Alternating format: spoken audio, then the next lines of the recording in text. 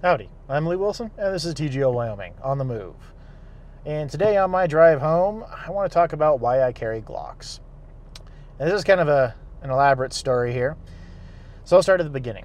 I grew up in a Sig Sauer household. My dad's always carried SIGs. He's had SIGs for, as long as I've been alive, essentially. And you end up associating a certain gun. If you grow up in a gun culture household, you end up associating a certain gun with your father. And for me, that was the Sig Sauer P226. And that was the gun. That was dad, right? So, logically, as soon as I was old enough to have a handgun, I went out and my parents helped me purchase a Sig Sauer P225, which I still have. And that gun's actually been through multiple owners, including Clayton and Josh, who you guys, if you're a longtime viewer of the channel, should be acquainted with.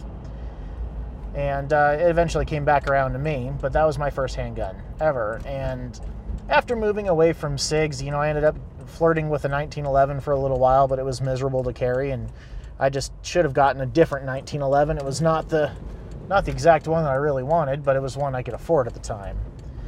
And then I had my Tauruses, which were good guns, but ended up selling those too, and kind of went back to my SIG. Well, while I was working at Sportsman's Warehouse, I met my good friend Elliot Brass, and he's actually the reason I started working at Sportsman's, and he had a Bowie Tactical Glock 19. You can check out the video history, and you can find that one. That's a good little video. He did a review on it. And I went out and shot it and played with it, and I was like, this is pretty cool. And so I developed the Glock itch. Now, I had previously been very anti-Glock. I did not like the Gen 3s, did not like the way they felt in your hand, did not like the way they pointed, just didn't like anything about them. I respected the fact that they were, well-made firearms that were impeccably reliable, but I just didn't want to own one. And this came to, or caused much chagrin with my buddy Colin Archer, and he just gave me hell for a long time about that.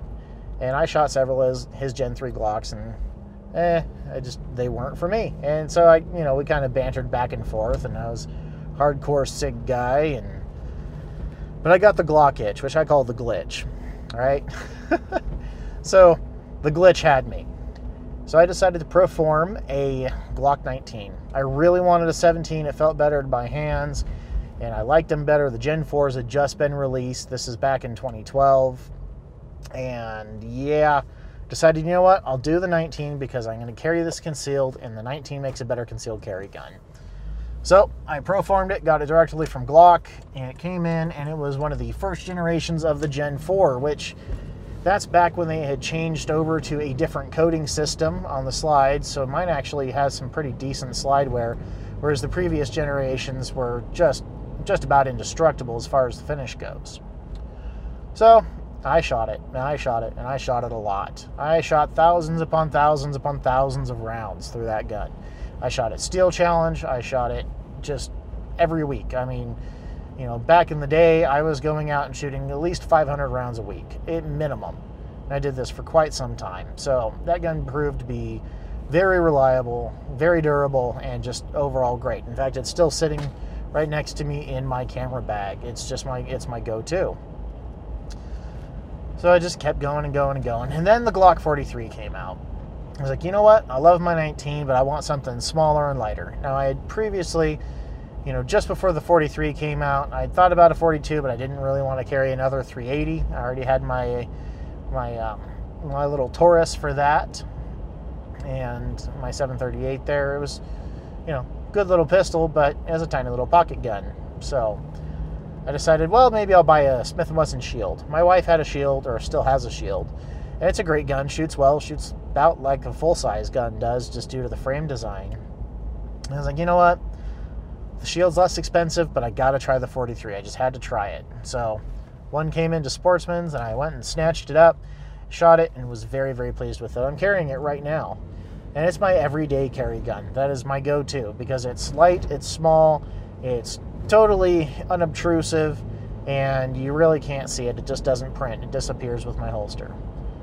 And I decided, well, I've always wanted a 17, and they got some flat dark earth 17s in at Sportsman's, and I missed out buying the first one, so Had my buddy there find me one, grab that. Man, that's just, I love that gun. I absolutely love my 17. Flat dark earth frame, the thing shoots like a dream, and I finally have my 17. The original gun that I wanted back in 2012, you know?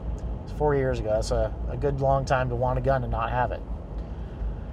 So why do I carry them? I mean, they're ugly little bricks of a gun.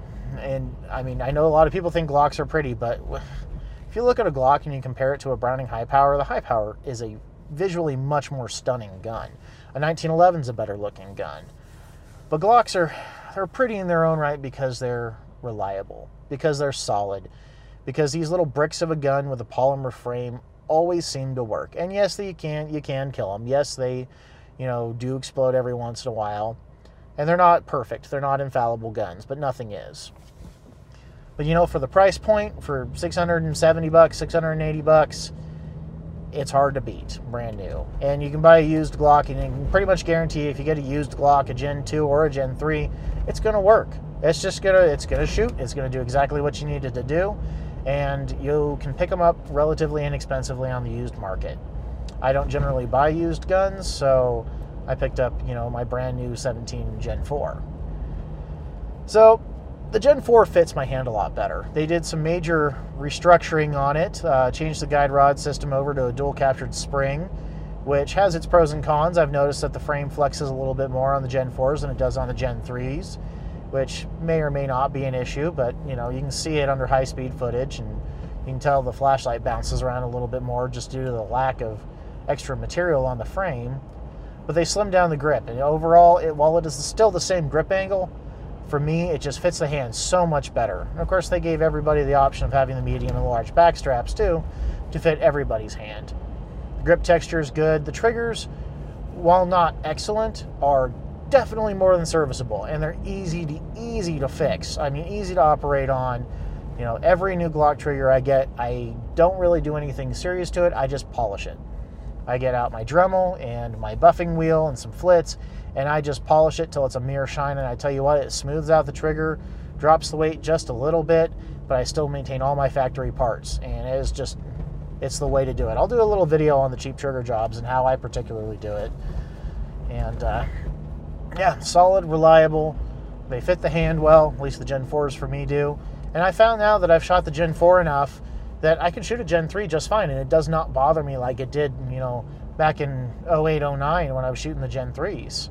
So it's funny how your brain kind of compensates for that. And the other thing I've noticed with the Glock is even though I'm very much used to the Glock grip angle, if I go back to shoot a 1911 or a SIG or a CZ or anything like that, it doesn't bother me. It doesn't affect my natural point of aim. I can adapt between both, styles of gun or any style of gun, and it's just kind of there for me. So definitely not a detriment to shoot a Glock. But those are pretty much my reasons, for carrying Glocks, why I have 3 of them, why I'll probably have more of them, and why I like the little bricks so much. Solid, reliable, kind of ugly, purpose-built, very, survivable guns. So that's it for now. If you guys found this video educational and or entertaining, please let me know in the comments below. And don't forget to subscribe for more great videos, and like and share this video while you're at it. I really do appreciate it, and it does help the channel grow.